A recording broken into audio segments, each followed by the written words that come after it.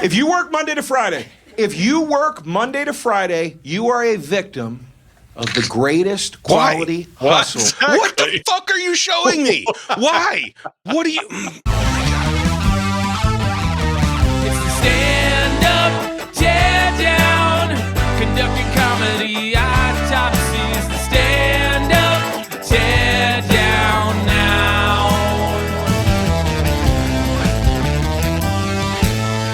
Hello, all you crazy cats and kittens out there in pod personal land. Welcome back to another episode of Stand-Up Teardown. I'm your host, Sean Fau, and joining me as always is our lovely co-host, Mr. Matthew Ballek. Please clap. Hey, thank you.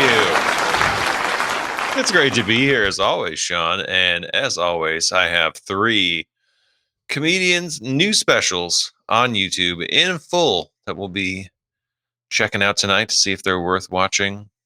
Also in full. So we have I think a stacked lineup tonight. We're not watching them in full. That would be copyright infringement. Would it be? I don't know. We're riding the edge here. It's a gray area. Whatever. No, if we open up our gobs and eyes like enough, we're reacting. Yeah. And well, we got 3 new comedians, or new to the show at least, or ones we haven't seen before. So who do we got up first? Yeah, up first is new to the show, but certainly not new to stand up in any sense.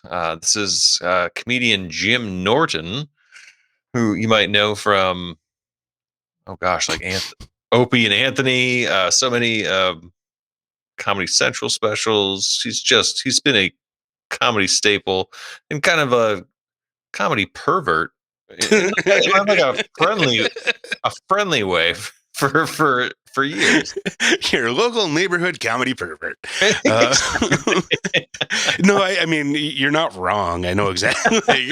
I'm aware of the man's work. He's not like a pervert about comedy. He's just a comedian who's also a sex pervert. But we like to use the term sex positive these days.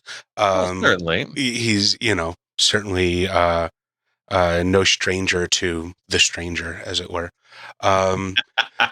But well, I don't know that I've seen this specific special. This is new. This is his one. It's Unconceivable. It's the first frame of this special is the back of his head. Like, I don't know how much of a choice that is or how random that is. Like, I don't even know if this is, cut out from the middle of the episode or, I like that you're judging the first frame. I do, dude, it's just, why do you start with it's honestly, I'm judging it harsher because of the format of this show, because I just fucking, open up the video and is it because leave it on the first Norton? frame. Do you have history with Jim Norton? Like, are you familiar? Oh, we've tumbled a few times. Yeah. No, I'm aware of him, certainly. Public urinal. Yeah, exactly. He leaned over and tried to touch me. No, it's I mean, I'm aware of him. I have enjoyed him in the past. He's certainly one to go to the line and then piss on the line and then cross it and then shit on the other side of it. I don't how do you, he just obliterates the line is essentially what I'm going for. So we'll see if he can, within the first 5 minutes, disgust me to turning him off or something. But I mean, I've sat through Dice Clay material. So this is, I don't know. I don't want to say should be better than, I don't know. I don't want to diss Dice Clay. It's like dissing Carrot Top. It's an easy diss. Oh, I wasn't trying to diss Dice Clay. I was using him as kind of a persona. A measurement of blue comedy. We'll say of just distasteful comedy. Right. I should let you just say it. Yeah. Let me use my own fucking words here. Let's let Jim Norton use his words. A few years ago, during the Olympics, the opening ceremony of the Olympics was supposed to be directed by a Japanese director named Kentaro Kobayashi. The night before the ceremony, the Olympic Committee fired him because they found out that 23 years earlier, he had told Holocaust jokes. Yeah, but meanwhile, Germany was allowed to compete.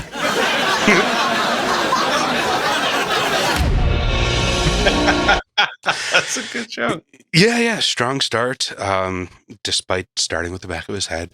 Obviously, I assume that was pulled from the middle, but that's the kind of joke style that can just work in anything. Like that was just standard setup punchline. Fucking, good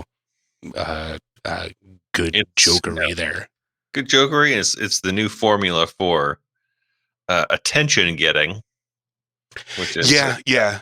It's start probably with like something like a teaser bit, and then boom, name Jim Norton, and then hopefully like right back into it at the start. Right. But something very like concise, like something we'll say TikTokable, something that is just you can't be a storytelling comedian with that opening bit. It's got to fit within that first 20 seconds or whatever it was. So yeah, probably a decent choice for that. I don't understand the attachment to the Olympics. I mean, I just don't understand attaching yourself to the physical prowess of other people because they're from the same country as you are. I don't even watch team sports anymore. Like, I watched the Yankees this year, and I was a fan again because they were in the World Series. But then they humiliated all of us, and they lost. So I won't watch them again until maybe next year, if they're in the playoffs. And I say that, and guys are like, you're a bandwagon fan. Yes. Shouldn't you be a bandwagon fan? How has professional sports convinced people that you are somehow a deeper and more meaningful person if you tolerate a bad product? Like if you went to the same restaurant every Sunday and got food poisoning, and someone's like, you want to go somewhere else? You wouldn't go, I gotta be loyal. I watch them when they win, and you tell guys that, and they're like, yeah, I was watching the Yankees when they were in last place. All right, well, you're a fucking idiot. What do you want me to tell you? You're a stupid asshole. And you're one of the reasons they were in last place, dummy. Certainly his specific voice over or in, we'll say, a well-trod territory. Yeah, I'd be a stupid fucking idiot to try to like dissect Jim Norton's stand-up like delivery and stuff because he's just been doing it for so long. And I don't know if I'd go that far, but you can. You wouldn't. Well, I mean, you might as well just turn off the show then. At this point, that's kind of the whole reason we're here, dude. So, well, not his style, but like his skill, I should say.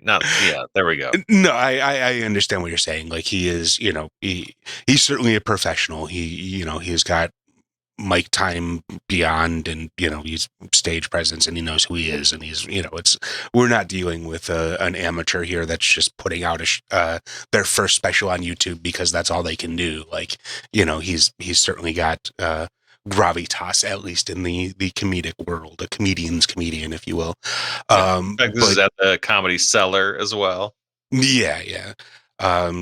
Is that LA? Or is that New York? New York. Yeah, he's a New York guy, so that makes sense. But no, I'm just kind of like this first little bit here. I would say is I feel like it's a low end material for him to start out with. Maybe he's just trying to warm up the crowd and not get into too crazy territory. I feel like this is more like I feel like this is more mid material though. Like especially because that first joke we're assuming was pulled from the middle somewhere. Like, I think as, a crowd, you really want to, you just like a movie, you want to hit them in the beginning, you want to hit them in the end. The middle stuff can kind of be filler sometimes, but as long as you come in strong and you leave strong, people, have good feelings about you. With this one, I feel like he's not coming out of the gate as strong as I would like him to. Like this material is fine. I think it would just be better if I was already laughing a lot more when we got to this material in his set. I agree with that. And the only other thing that is really standing out to me is he's basically has a Sean Falk clothing style. This is like every dude in 1992 and beyond. Like, this is the black shirt, open button down. So I just wondered if that factored into your review at all. Not yet, but now it may be tainted. Because if no one showed up, they would have gotten better. But people like you would sit there like an idiot, and they're like, we don't have to fucking do anything. They're still coming. I did something. I helped the team. I took my baseball dollars, and I gave them to escorts. That's what I did. There's There the we Jim go. Norton we know. There it is. Yeah. Yeah. Knew So, it wasn't yeah. too far behind. Right. There's his twist, and that was what a 1 minute bit or something to get there. So he ramped up to it, but still, I would say start with something a little bit stronger to just get the crowd in. But then again, it's Jim Norton, and people know what they're paying for. Like, you get to a certain point, and you don't have to win the crowd over anymore because they paid to see you. So I guess it is like a different handful style. of girlfriends in the crowd that are like, I don't know what I signed up for. Sure. Like other girlfriends have been brought to this show. Oh, From, I see what you're saying. like Jim Norton fans. Right. No, I totally agree. Like, if you're going to a Jim Norton show, you know what you're getting into, and because he's a known entity in the comedy world. Yeah. But it's this weird, like, junky pride that people have. It's this, like, attachment. Like, if you're married to somebody and she used to cheat on you, you wouldn't brag about that. You wouldn't be proud of that. If people are like, hey, your wife is really nice. Nah, well, I loved her when she was fucking everyone. So.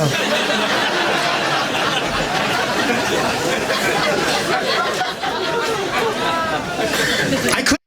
God damn it. Just a rant I got to go on now. Not even like Too much back tangent. of the head. I got to stop on the back of his head just before my rant. But no, for some reason, in my feed lately, I keep seeing this thing about the new trend in rejuvenating marriages is hot wifing. Everyone's talking about the hot wife and doing your hot wife thing. Oh, I thought it was Dubai chocolate. Maybe, but I finally got tricked into clicking on one of these articles, and after scrolling through 20 pages of ads, I finally get to what they mean by fucking hot wife, or what they mean by hot wifing, and essentially it's just prideful cucking. So it's being proud of being sharing your wife, essentially. So kind of what he's talking about here, but I don't know, it just makes me angry that they fucking just rebrand a word, or I don't know. I don't even know why I'm angry at that. It's just to Paris this year for the Olympics. Some comedians I know went and did a bunch of sets for expats, and I didn't want to go. I've been to Paris once. It was nice, but the Louvre, I'm not an art guy, I guess. Anyone who says art guy obviously doesn't know anything about art. Like, Picasso sucks. I'm sorry, can we just get this? What a pile of shit this guy is. Every fucking painting of the nose is over there. There's 2 teeth. The eyes are over there. Every person in a Picasso painting looks like that woman in Connecticut who got attacked by a chimp.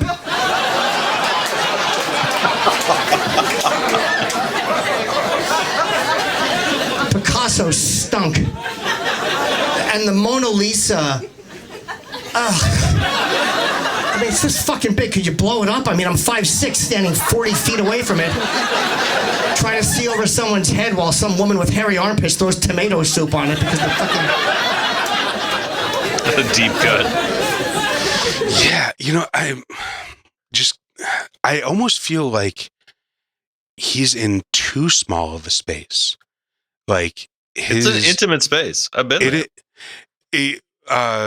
Right on. It seems like he's getting interrupted by the laughter. It seems like his flow, it seems like he just wants to go on this train, but keeps getting distracted by this laughter that's so close to him. It almost feels like this, his energy needs a bigger space to sort of breathe in so that he can actually go on his sort of longer rants and not almost be absorbed by the energy of the crowd. It seems like it just seems like he's getting I don't know, he's almost getting on a good track, and then he kind of stops and derails and has to wait for the laughter or something. There's just a weird cadence I'm getting from him on this that I haven't picked up before in all of the times that I've seen him perform. He's usually just kind of a freight train, but that might also be a podcast thing where there's not an audience, so he can't. it's hard to stop him.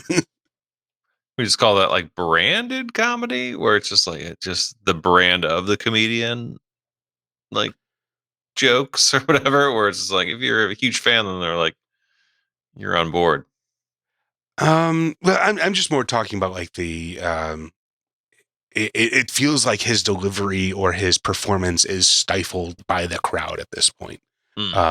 Rather like it feels like the energy he's putting out is like not getting up to its full potential because like he's getting overwhelmed by the audience.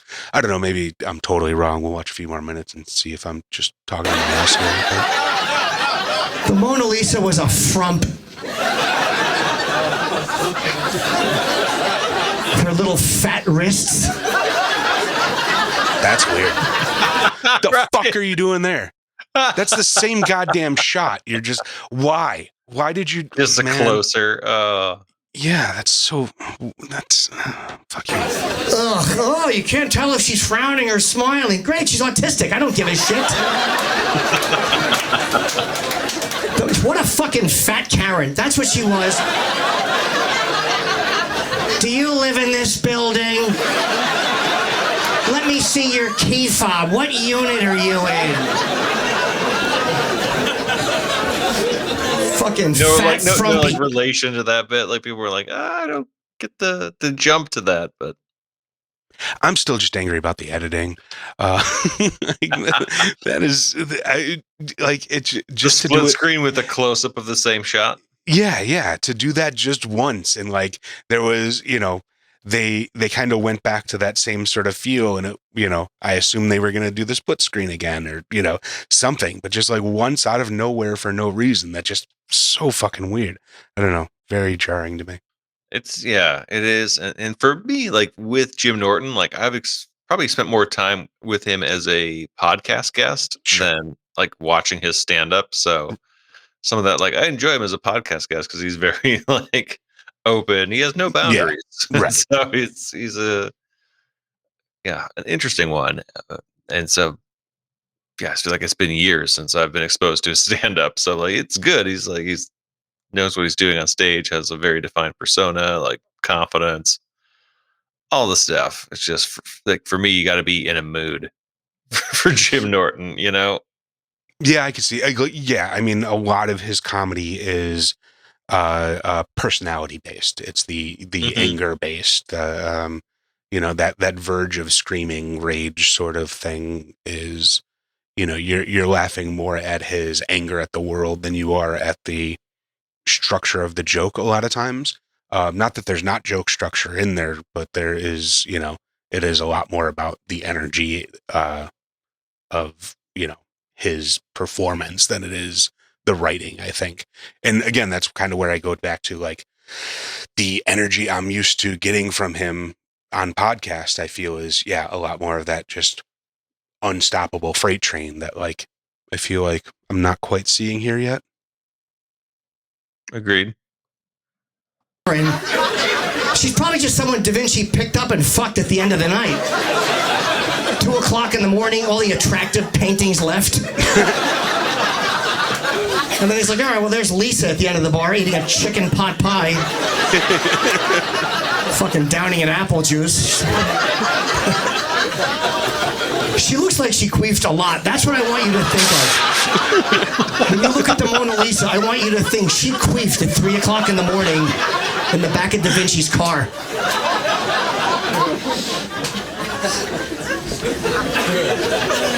The only painting I like is the Scream painting. You know that Scream painting? I kind of like that with the, because that's always how I imagine women will react when I show my dick.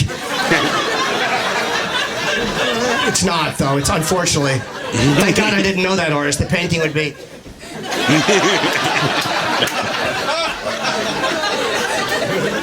See, and why not do the split screen close up there? Like, what is? I don't. Do it only once is. Yeah. Now the more they don't do it, the angrier I get. He's a Norwegian artist. I keep forgetting his name. Edvard Munch or something like that.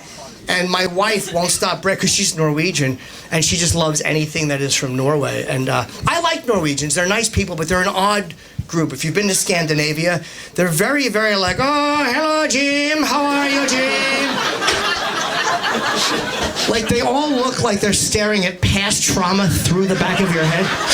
How are you doing, Jim? How was your flight?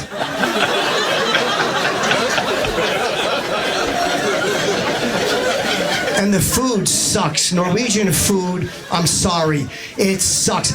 I should have married a girl whose food I liked in their culture. If you're gonna get married, examine the culture of the person and make sure you enjoy the cuisine. I should have married an Italian girl or a Japanese girl. I'm Irish. I never would have married an Irish girl. I would have married a small rodent before I married an Irish girl. 'Cause you know, Did you feel that though? Like he had that ramp up, build up to a rant thing, and then like as soon as the audience started laughing, he like just let up and kind of like had to let them laugh. Again, I did feel that. Right on. Again, I think it's just like a room size thing. I think he's just like enveloped by the audience and like can't help but to like hold for their energy sort of thing. But again, it's just, yeah, from seeing, you know, that energy not get stifled on podcasts, it's weird to kind of see it here be so like truncated. When you would think like one man on a stage with just a mic, like he would have full reign to just ramp up to whatever energy level, but like it feels like it like keeps getting pulled back. once in Sorry? No, nothing. a while they would bring in something you like.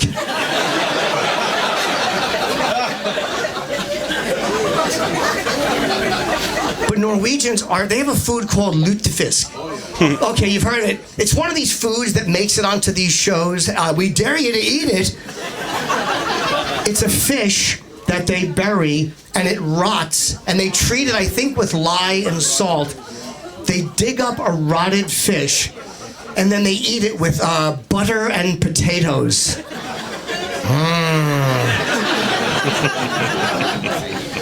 If that's your delicacy, because it is a delicacy around the holidays, what is your normal lunch? Like, what did you have this afternoon? Did a hornet fly into your mouth and sting you until it died and then you swallowed it?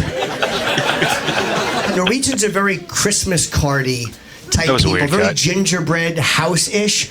Like their traditions around. What's that? Was that Jeffrey Epstein? the cut to the audience. Oh, I just meant like the pacing, but let's see. I didn't see. Oh, yeah, it does kind of look like Jeffrey. That's fucking weird. Yeah. Type people, very gingerbread house-ish. Like their traditions around the holidays are very wholesome. We were there last year, and my wife said, "I can't wait for you to see the marzipan pig." I obviously had never heard of this. I assumed that marzipan was a place, and there was a girl there who would do anything you wanted. I couldn't wait to meet her. I'm like, my wife is awesome introducing me to this. Well, the marzipan pig, she'll eat your ass on the first date. What a great girl. Which, to digress for 1 second, I do like that a lot. Having my ass eaten is phenomenal. I mean, my attitude changes greatly. I mean, it's like literally fucking chin in hand, all fours. I'm like a Hummel figurine. There's a porcelain umbrella over me. That's the Jim Norton I expect. Absolutely. Yeah. Yeah. I honestly assumed it would be just an hour and a half of that, but I think you need like the sweetness to offset the sour or whatever. Like you can't just be full bore fucking X-rated comedy the entire time, especially for a special. Yeah, agreed. Yeah. But no, he's doing a good job. Like he's not like overdoing it, like as I would like expect if he was like really milking it for like the shock laughs, but he's not. Which is, yeah, he's a good stand-up, and again, like an acquired taste maybe. But yeah, I don't know if I'd say. I think it's less about an acquired taste and more of a tolerance-based thing. So like. You know, just depending on how open you are to we'll say body humor and scatological humor and like just working blue sort of stuff. Like I think because I don't think he's necessarily like a hard personality. I think he just talks about things that put people off a lot of times. So like, you know, he's like an affable dude. Like he's, you know, friendly guy that, you know, he seems like, you know, he's got sort of a charm and a charisma to him, but it's like, it's the things that he talks about that put people off, not necessarily him, I would say. Yeah. Very not safe for work. Yeah, absolutely. Absolutely. And yeah. Well, who do we got up next? Up next is a comedian I've also heard like probably more so on podcasts than I have doing stand-up. I've also seen him a lot when I do my rewatches of Breaking Bad. This is comedian Joe DeRosa. He plays a shady veterinarian in Breaking Bad for those keeping track. But yeah, no, I've heard Joe DeRosa like plenty on Pete Holmes's podcast, probably mostly. Oh, okay. I've definitely heard the name before, but I wouldn't be able to place the face or anything at this point. Yeah, you might recognize him. Like this special is interestingly titled "I Never Promised You a Rose Garden." All right, let's check it out.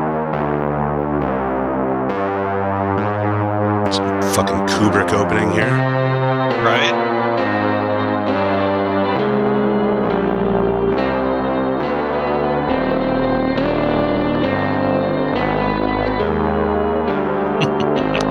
Jesus Christ.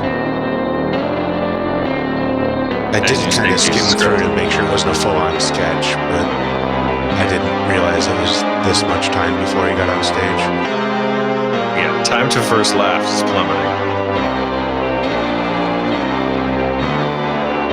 Jesus.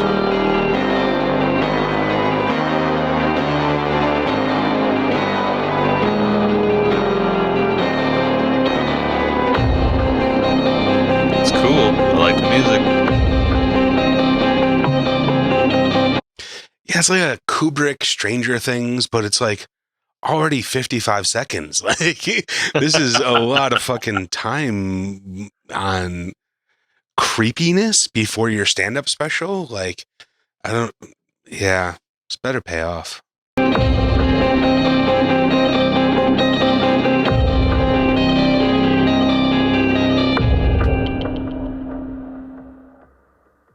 Always got parts. This is an entirely negative show. There is nothing positive whatsoever. It is a hopeless affair from front to back. Not a speck of hope. Because I'm telling you, people, I'm at that age where... He definitely looks familiar, and I am on board with the intro that we already have. I love some negativity there.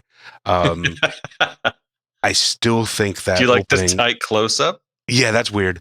It feels like someone has the camera punched in for focus and forgot to zoom back out. Burn.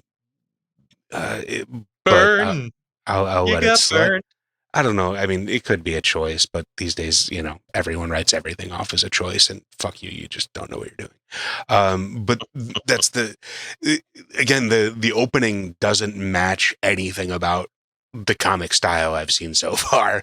Like that was just a waste of a minute to me because he wanted to do something Kubrick and creepy, and like we've talked about before, I kind of hate the fucking starting with a sketch or whatever shit anyways. So. Yeah. I want to spit on most people that I interact with throughout a day. If spitting were not assault, I say this. Yeah, we got some sort of artistic director here.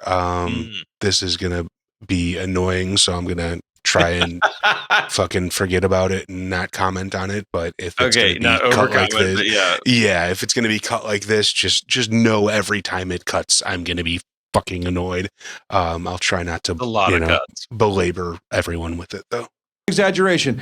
I'd be spitting on and then running away from 7-8 people a day easily. Easily. And only running away out of fear that they might recognize me as a comedian.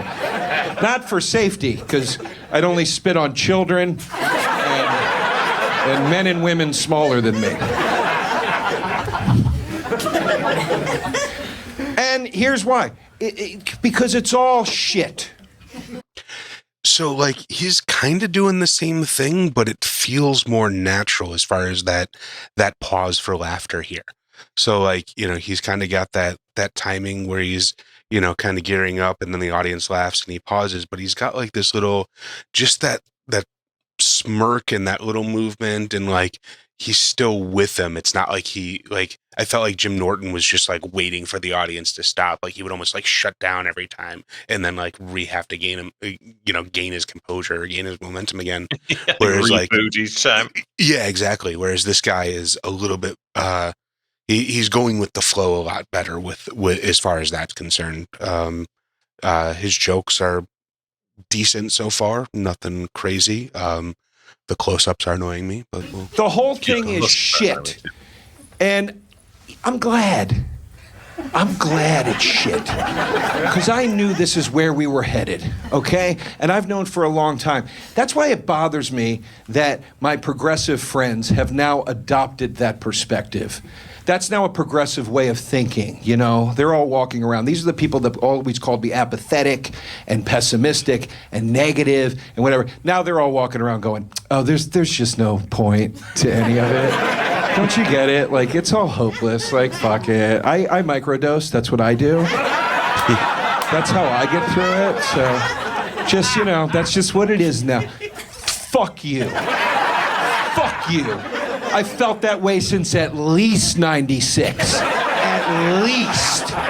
You're not teaching me anything. Yeah, sorry I didn't need Trump getting elected to go, something's not right around here.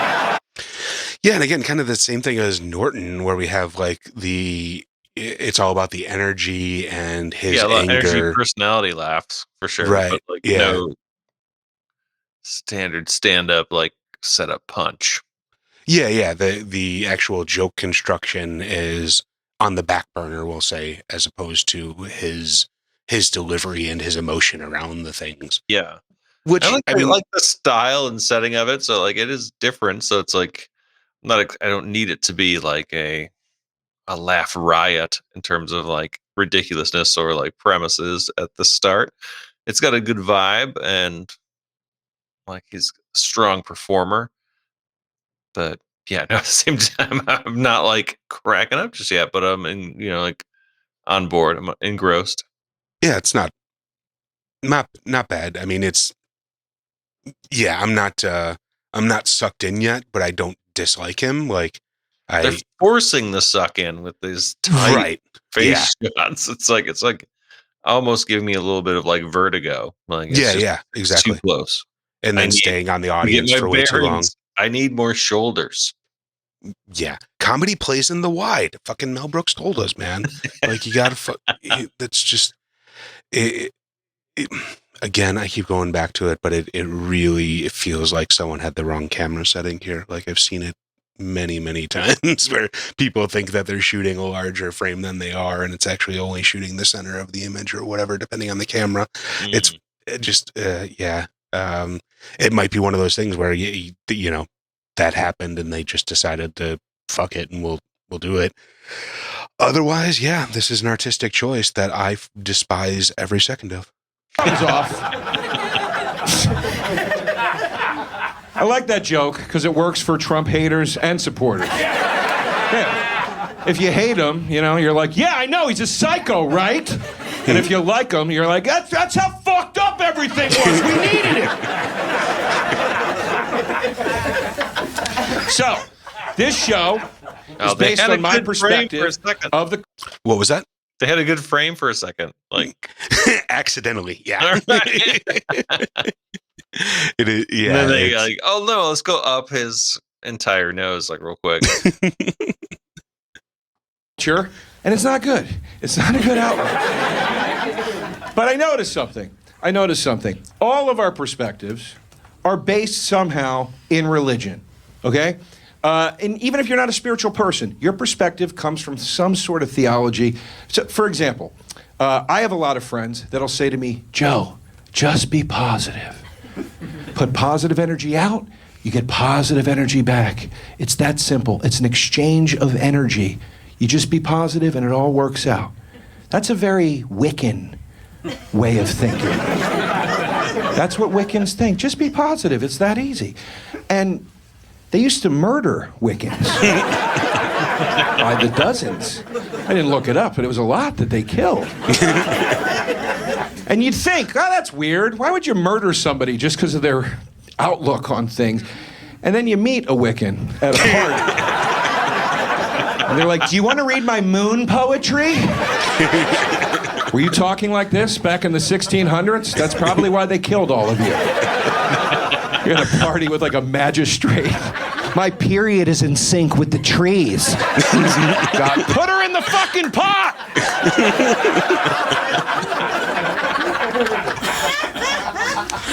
I was not raised. That's getting a little bit more towards the joke writing, but still relying heavily on his energy there. But yeah, again, decent. And I don't mean to disparage energy comic. There's certainly nothing wrong with that, and you can have a great show that is built on like pure energy. But it is, it takes a lot of energy to make that happen. So. Yeah, and like different people are attuned to different like energy comics. So sure. And it's based on your mood or whatever as well. It's a whole vibe, man. It's a vibe. It is. I've been vibe coding too much. There's too much vibe going on. So I do not have that perspective. I was raised Roman. That's what it is. It's like fucking Lewis Black light. It feels like it's like almost on the verge of being that Lewis Black rant or that Lewis Black rage, but it's just like I can see that. With the horn rim glasses too. Yeah, and just that constant again the anger sort of Okay, so I have a very worst case scenario perspective. That's the Roman Catholic way of thinking. Tell me how bad it's going to be, I'll accept it, and then we get on with our day. That's it. You're gonna be crucified. It's happening. All right, fine. Let me just eat dinner with my buddies, and then we'll go do it. So, this show's about my perspective on the culture, and I just gotta tell you, I'm tired, okay? I'm tired. It's coming from the fact that I'm tired. It's a hustle. You're hustled from sunup to sundown. It's exhausting. I can't do it anymore. Everything is a hustle. Quality is a hustle. It's fake. Doesn't exist. Everybody in this room, all of you, you spend great money on shit every day of your life. Great money on shit. Now, here's how they get you to do that. What they do is they take utter shit. Okay? Utter shit is worse than regular shit. There's a shit scale. And utter shit is the worst kind of shit. They take utter shit and they tell you it's pretty good. And you'll spend pretty good money on utter shit for so long, eventually, you'll spend great money on regular old shit.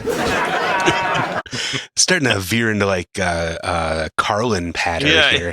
Yeah, totally. First class is a perfect example of what I'm talking about. First class sucks. It's a chair you can fit in. That's it. That's all it is.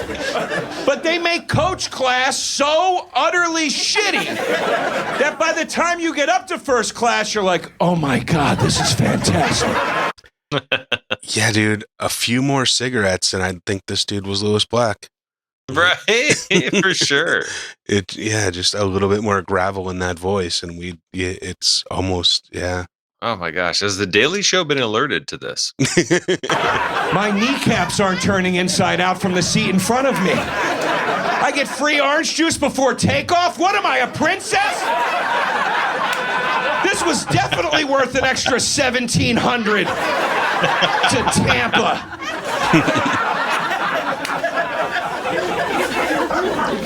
If you work Monday to Friday, you are a victim of the greatest quality hustle What the fuck are you showing me? Why? What do you? Oh that has ever existed. The Weekend. The Weekend. You think it's good, don't you? Friday night rolls around, you feel blessed. That's how utterly shitty they make your work week. They make it so fucking unbearable that Friday hits and you're like, oh my God, what a treat. I have just under 48 hours to tend to everything that I was too dead in my soul to tend to all week long. And I get to do it hungover? This is tremendous.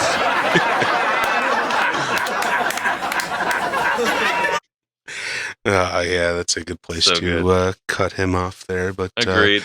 Yeah, again, decent, a lot of energy, but I like, especially towards the end there, just very much Lewis Black. Like I could picture Lewis Black's little twang on every sentence that this guy said. No, I was definitely feeling that once you mentioned it, but yeah, overall, like strong special. I like him as a comedian, and again, if you're in that mood, like I would definitely check out the rest of that special, which the name is "I Never Promised You a Rose Garden." Quite the mood. Yeah, it's a whole vibe. Who's up Next next? up is a vibe of, well, a comedian. I think that got his start primarily on America's Got Talent in 2015. Right on. With his clever anecdotes and stutter becoming an endearing trademark. This is comedian Drew Lynch. Does that ring a bell for you at all? I think he's a Kill Tony guy. Maybe. Yeah. I might be familiar with him if it's the same guy I'm thinking of. Oh, I gotta bring up the thing. God damn it. That was weird. So, like, this starts weird, and I'm gonna actually show you guys because I didn't play the right thing.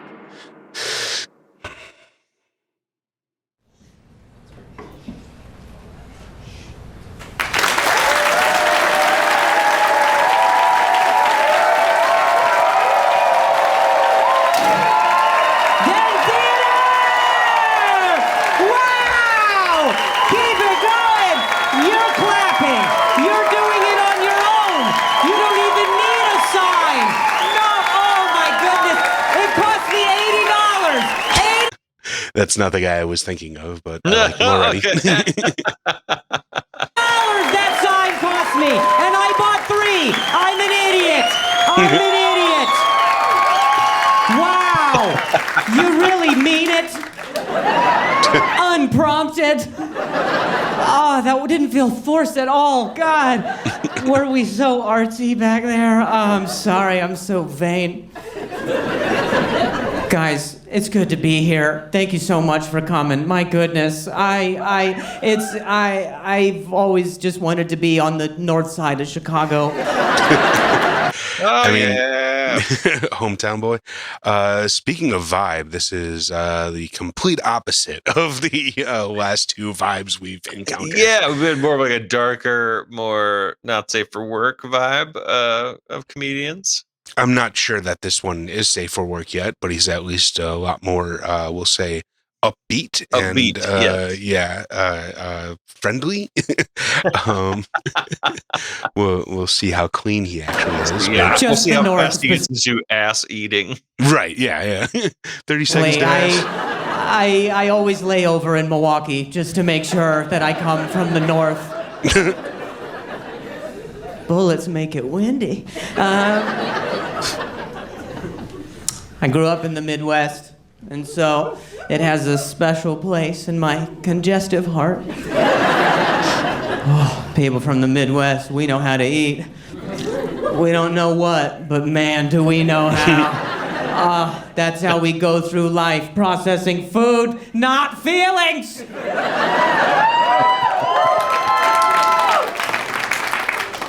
We eat. And yeah, our bodies reflect that. I don't think he's allowed to make these jokes. Right? It's like, this is some John Panette material or something. Like, you you skinny boys ain't allowed to fucking. Yeah, this is body appropriation. Yeah. But you know what? People from the Midwest, we got great calves. I don't care how big you are. I look at the muscle group that supports that weight. And that's the calves. These are not runners, okay? But man, do we know how to pivot fast to a fugga de chow. That's all we have. I don't even. God, like it would be self-deprecating humor if he was fat, but like it's just kind of. It goes from punching down to punching, or it goes from punching up to punching down. Like, I hate that concept or whatever, but like. The gut punching? Well, yeah, that too. But yeah, it's just like, he's making fun of a group, pretending to be part of it, but quite obviously not. Like, Right? He's got maybe a tiny little bit of punch, but. I mean, that's just shirt tuckage. Yeah, for the Midwest, that's felt. Like that yeah, is agreed. Look up past the knee. I got all the information I need from the calves. Oh, they're right in my eye line. That's what we have in the Midwest. Beautiful, bold, defined calves. I love it as a premise. Yeah, no, I mean, part of my issue with it is that it's a long-running Adam Carolla premise as well. He's always going on about the calves and like how you can, judge a dude's fighting prowess or whatever by the size of his calves or whatever. Interesting. Yeah, so it's almost like tropey, but I assume his audience is not got a lot of crossover with the Carolla audience. So that's kind of hard to say, and it's agree with that. It's also just a parallel thinking thing. I very much doubt there's any joke thievery here. It's just the similar concepts. Calves are a funny muscle. There's just no doubt. Yeah. I mean, there was a whole fucking run of the show Entourage that was about him wanting to get calf implants and like constantly asking people to check out his calves. So like, it is a thing. Because of diabetes, but man, do we have calves though? My goodness. Don't look down and don't look up either. My goodness.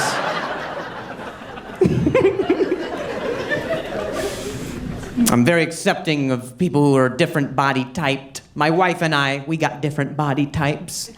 She's tall. She's a tall lady. She's a lady. I just decided just now. That's how tall she is, all right? She could help you in a store. My wife and I, we don't look like we go together. Like, if you saw us out, you'd put an end to it right away. You'd be like, hey, I don't know what this is, but you need to knock it off right now. You cannot traffic this young man.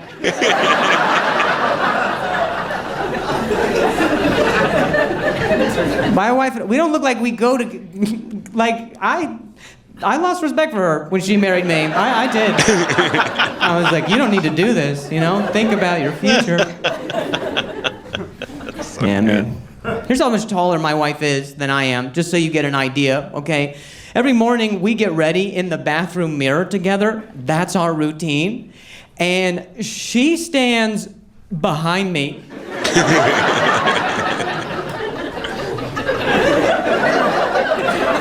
There's room on either side, and she is directly behind me. I'm like, do you need me to move? She's like, you're okay. And then she unhooks me from her little backpack, and I run out of there, you know what I mean? She's like, go play, and then I go play.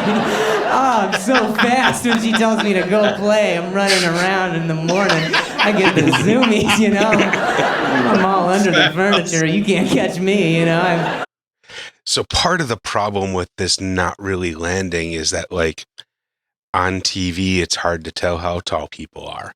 So, like, if, in person, you would be able to see that he would be, I assume, a diminutive man, or, next to, if he brought his wife out, maybe the visual gag would work a little bit better. But, like, when the camera is at eye level with you, you kind of assume everyone is your height. So, like, he doesn't come across as a abnormally small person here. So, like, the visual, again, it's kind of like that telling fat jokes and not being fat. Like, it's not even reading as him being short. So it just kind of feels like that same sort of thing. I don't know. Like, for me, he presents as short. Maybe that's just because of his self-deprecation or like his presentation style. Because he's so like timid and that's maybe because of his trademark stutter as well. Like, and that's the thing, I haven't really picked up on his stutter at all. Like, nothing, or at least not prominent enough to be like a trademark. I don't know. I think it was a bigger part of his like America's Got Talent like audition. Oh, right. So he was like overcoming it with stand-up type. Yeah. Oh, and yeah, actually that goes into it's working. Right. But I assume your assumption of him being a clean comic comes from the America's Got Talent portion, which because he could be on a network television show doing stand-up and not get skipped. Yeah, and that makes sense. I mean, everything we've seen from him so far has been very fucking milquetoast, late night friendly or whatever. He's just so likable, and that's the thing. Yeah, we have another personality comic here, but going the other direction. He is going into the lovable, cutesy personality comedy as opposed to the angry personality, or angry or offensive, as we had with Jim Norton. Juice, so fast.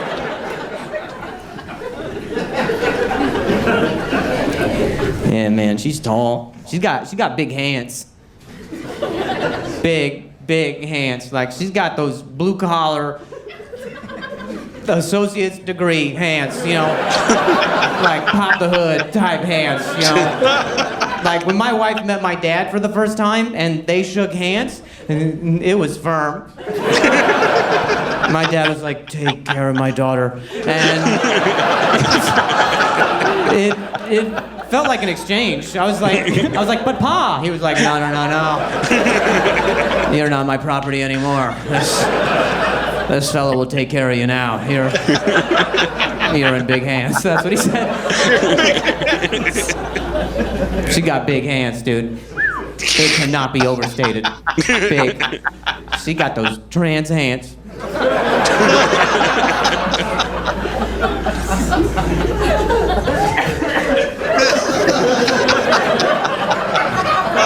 Like, my wife's not trans. That was a long pause before. That is a great use of a pause, though. Like, true, it milked out more laughs, and and it was, his expressions are great. It was that, like, almost Kaufman in his foreign man, like, confusion look sort of thing, like that. He does have the Kaufman, like, foreign man, like, that stare, that vibe, blank, that weird sort of, like, that naivete of But those hands, they've got other plans. She got those plans hands. Like, I'm very proud of my wife, okay? And so I'll post a photo of us on my Instagram. Ooh, I feel like that bit could have ended a little stronger. There was a lot of good stuff about the hands, and then he just kind of... It was a bit of like, and we're just going to drop everything I'm holding. And right. Right? And then people will comment in the comments that they think my wife is trans. And I'm okay if somebody's trans. I'd be okay if my wife was trans. I'm not okay with somebody weaponizing the idea of someone being trans in order to hurt them. That's where I draw the line. Hero! But those hands. I mean, if they're in the photo, I'm like, I get it. I get why they said that. And so now she takes the pictures. She's got big hands, dude. I'm thinking about them right now. I can't. Like sometimes we're in the bedroom and we're just getting right to it. We're going right for the thing, going at it. We're doing the happy naps. We're doing the slappy daddies. I've had sex. It almost has devolved into a Morty energy from Rick and Morty. Just that like sort of oh geez, we had the sex or we kind of did the thing and it's he's turned his like impediment into like a perfect comedic voice. I guess it's almost the what I used to refer to as Michael J. Foxing, the just kind of like embracing that sort of weird tick you have or whatever. So like I'm loving it as someone with like adult ADHD, like his restarts or rephrasing of sentences and stuff like, oh, this is perfect. It's just massaging the idea into my brain. Yeah, honestly, it feels more like a style than a defect. So if that's maybe that's why I'm not picking up on the stuttering, because it is just it feels like it's part of the delivery and part of the energy of the performance more so than a default or something that he's unable to control. That's what it is. He feels like he's in complete control of it. There could be some power behind the boutonniere. It's possible. I'm waiting to see if it squirts water, though. Can't say. I've been in the act, all right? I know what it is. Just trust, but don't imagine, okay? But I've done it. But sometimes, like, like she's just down there with her hands, and I'm like, please don't hold it, It just... It doesn't even look like mine when she holds it. I'm like, that's not mine. There's no way that's the same one that I had when I got here. It's not even mine. If you could return mine, that would be helpful. And then she lets go, and I'm like, there he is. Nothing in the background for scale. My goodness. It's magnificent. It's got a shadow almost. Big hands, dude. Big. One time she tried to two-hand. I don't have a two-hander. I'll tell you that right now. No chance. Not with those hands. I don't know what that second hand was for. She was just reaching out for hope, I guess. Oh, man. So I mean, good. we were saying he was clean, but is this stuff clean enough for late night or for network television? Like... This is not. This is him more like he's found his footing after his network debut. So I don't think this would be like network ready, but it's good. It's not like overly not safe for work. It's suggestive. Right. It's like PG-13. Exactly. Yeah. I mean, honestly, it literally feels like 13-year-old humor, like that. That sort of like. Almost prepubescent sort of right, exactly. Yeah, it works for him. I'm just wondering, like, it's it rides the line. Like I feel like it's something you could get away with on late night television, possibly if you had a cool producer. Like, right? It is. It's certainly riding that line though. Of the hand embarrassment. That's what it was.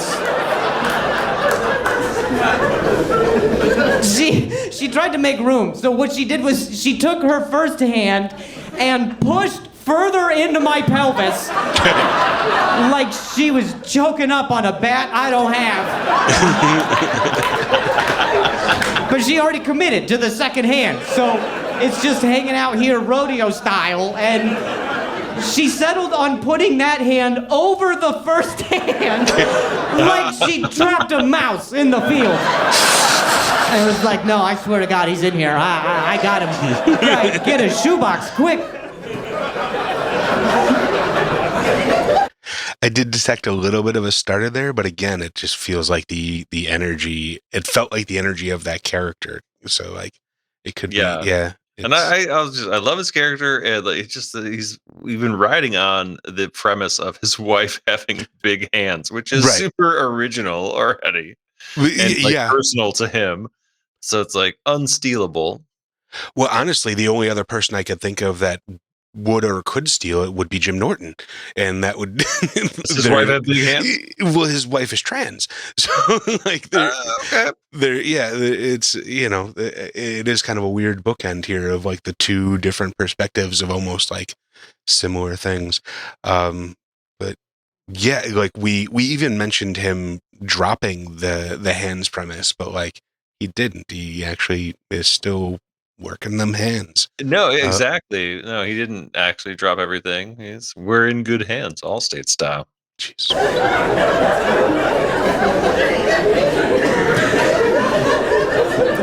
It just looks so small when she holds mine.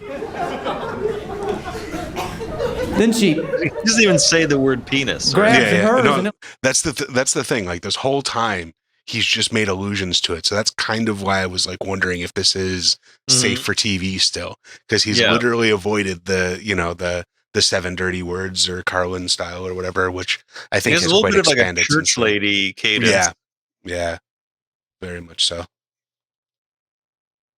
totally normal, you know? I'm like, God dang! Look at the hug on this chick, my God! That explains the hands.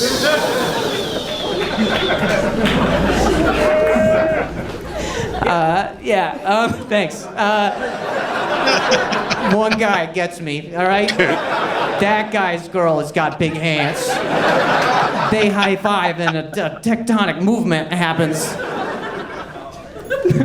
It's good to be here. Thanks for coming, guys. I appreciate it. Even though it's not, that feels like a good place to end with him.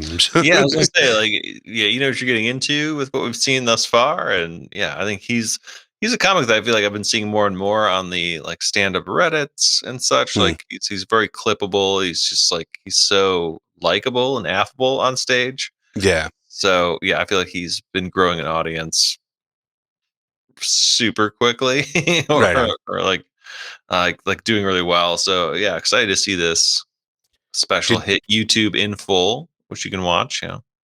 Did you say how long ago he was on America's whatever Got Talent? I think it was just before the Trump era, so 2015.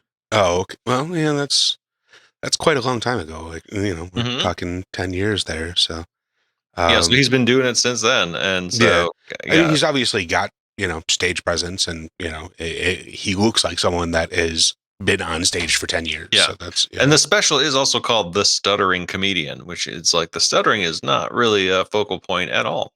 Yeah, that feels like a bait and switch or something there. Like that's more like a callback to his history of being far more stuttery. I feel like if you were to watch his America's Got Talents or even some of his previous work and stuff I've seen, like there's some stuttering, but then it just adds to the, I don't know, like connection with the comedian, because it doesn't detract from the bit. It's just like, oh, it just makes you more like relatable.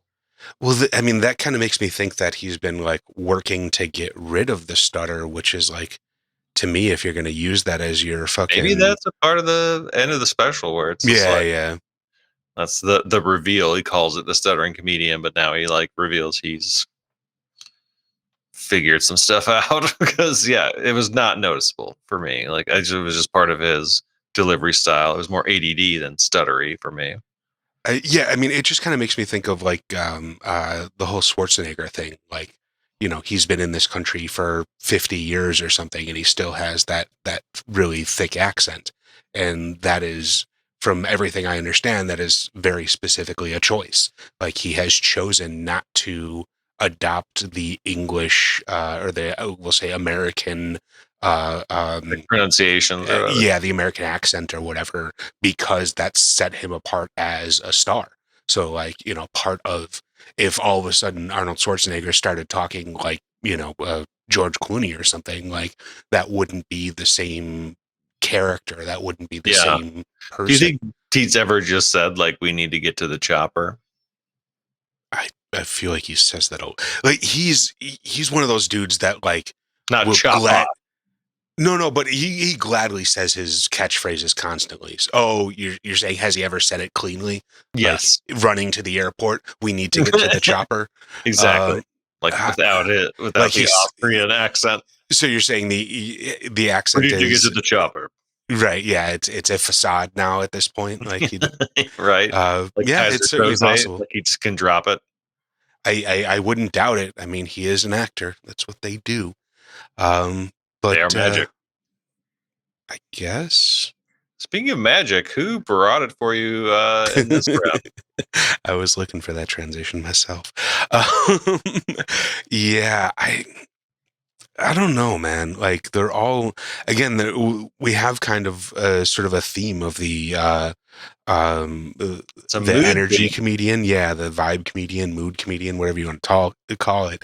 Yeah. And it's almost like a matter of kind of like what you said, which comedian you're in the mood for more than which one is best here. They're all kind of have like similar styles of, more of talking about inane sort of things, and it's more about their reaction to things than it is about like their joke writing or joke style. In this specific sections that we looked at, I'm probably gonna have to go with Drew Lynch here, just because he was like, I feel like had more of laugh lines and more jokes throughout his sort of little set here. Not that, again, I have anything against the other two. I really like Jim Norton. The other guy was good, except for, he needs to fire his director or editor or whoever made those choices. But yeah, I felt like Jim Norton like wasn't quite firing on all cylinders, his standard Jim Norton-ness that I would expect in that first chunk that we saw him there. So yeah, first chunk perspective, I agree. I'd like to give it to Jim Norton just because I like him, but just based on what we've seen here, I gotta go with Drew today. How about you, man? Yeah, I'm gonna have to agree as well. Like, just because of my mood, like I was more in like, maybe it's not as apparent, but in a positive mood. So Drew Lynch just sort of hit what I was needing, like in terms of just like the goofiness, the self-deprecation, a little lighter, more like not in your face, right? Kind of joke writing or like premises, and like just super like inventive premises where it's just like, oh, like, and you can get that much out of it. Like, was super interesting. I would say like if I was in more of like a solemn mood, then like the Joe DeRosa vibe for me would have worked, because I like that like new age Lewis Black kind of vibe he was bringing. Yeah. Because I think that should be a thing if the Daily Show is still a show like in the next couple of weeks. They're just gonna recast the former cast with like Timo versions of fucking the previous cast. Yeah, I mean, well, we'll see. I mean, they already they got rid of the Late Show with Colbert, so they might be making cuts to Daily Show, also Paramount. Oh yeah, it's all the same company, isn't it? That's right. Yeah. They just gave $1.6 billion to South Park, so that's all they're fucking. That's true. Well, they're not hurting. So that being said, like that's where we're calling it. Like all great specials, you can watch them in full. See our commentary at StandupTeardown.com. You can also help out the show by checking out our social medias on YouTube, Instagram. Like I don't even know what they are, but even just subscribing, hitting that subscribe button on YouTube is the easiest and most helpful thing you can do. Yeah, most places I think you can find us at Stand-Up Teardown. So like, comment, subscribe, do all that stuff. Make sure you recommend the next comedians we want to see, and you keep standing them up, and we'll tear them down. Keep tearing them down. Sit down, it's time to read between the punchlines. Ooh. They set 'em up, we knock 'em down. from the comfort of your own home. It's the Stand-Up Teardown, conducting comedy autopsies. The Stand-Up Teardown now. Who'll be killed? Bit by bit, beat by beat, set a punch, repeat. They set 'em up, we knock 'em down. 2-drink minimum, it's the Stand-Up Teardown, conducting comedy autopsies. The Stand-Up Teardown, yeah, it's